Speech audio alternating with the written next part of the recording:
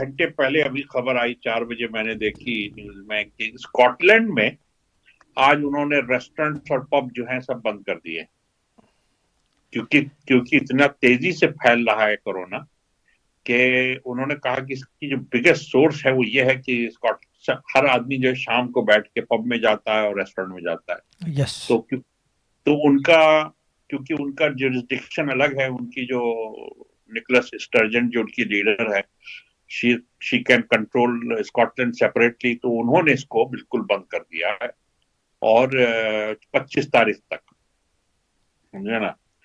तो अब इस आज फिर खबर ये भी है कि ये चीज अब इंग्लैंड में भी आने वाली है बड़ी जल्दी। तो अगर ये आती है रजा भाई, तो फिर तो इसका मतलब ये कि गवर्नमेंट के ऊपर प्रेशर भी बहुत है कि यार तुम फिर लॉकडाउन सेकेंड नहीं कर सकते हो, इकोनॉमी तबाह हो जाएगी, बर्बाद हो जाएगी।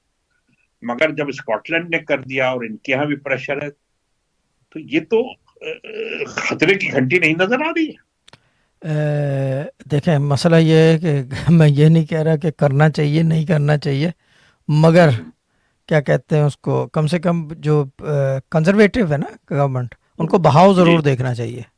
ये बात पहले से बता दी गई थी कि सड़कों पे बिल्कुल। वीरान आने वाला है।